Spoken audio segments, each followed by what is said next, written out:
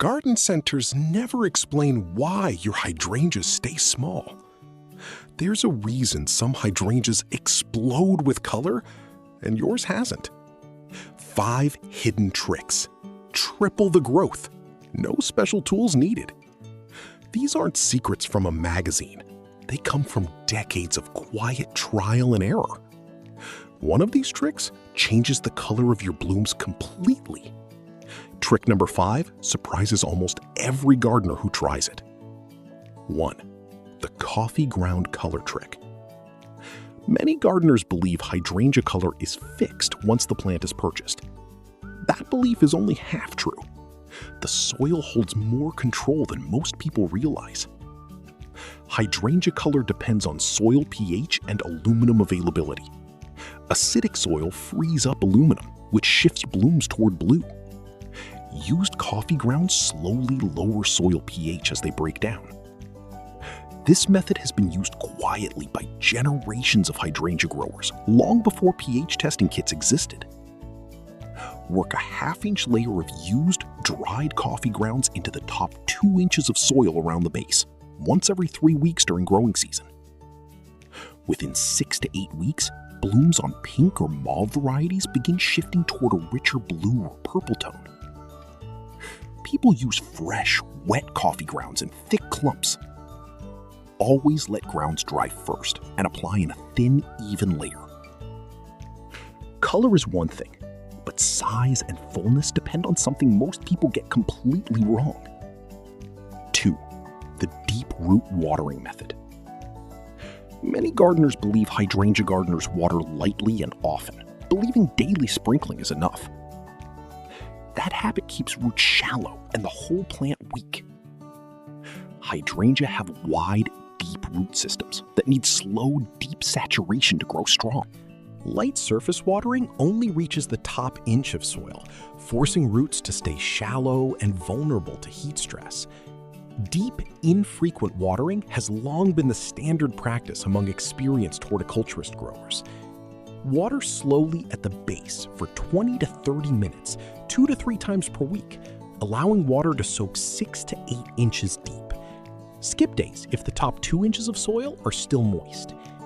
Within 3 to 4 weeks, stems thicken and the plant shows stronger resistance to wilting during hot afternoons. People water the leaves and blooms instead of the soil. Wet foliage invites fungal disease. Always water at the base, never overhead. With strong roots established, here's a forgotten feeding trick that fuels bigger blooms. 3. The banana peel and eggshell feed. Many gardeners rely only on store-bought fertilizer, assuming natural scraps aren't strong enough. Older gardening traditions proved otherwise, using kitchen scraps as a complete feeding system. Banana peels supply potassium for stronger blooms, while crushed eggshells add calcium that strengthens cell walls and stem structure. Together, they mimic a balanced, slow-release fertilizer. This combined feeding method has roots in traditional cottage garden practices passed down through families. Chop 1 banana peel and mix with a ½ cup of crushed eggshells. Bury the mixture 2 to 3 inches deep around the drip line of the plant once a month. Within 5 to 6 weeks, expect larger, fuller blooms and a noticeably sturdier. People scatter the scraps on top of the soil instead of burying them. Always bury the mixture to avoid pests and help it break down properly.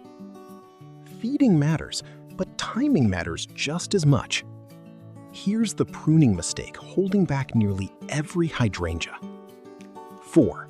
The correct pruning window. Many gardeners prune hydrangeas in early spring, assuming that's the standard time for all shrubs. For most hydrangea varieties, this single habit removes the very growth that would have bloomed. Many hydrangea varieties bloom on old wood, meaning the stems that grew the previous year. Pruning in spring cuts away buds that were already forming, resulting in a plant with few or no blooms that season.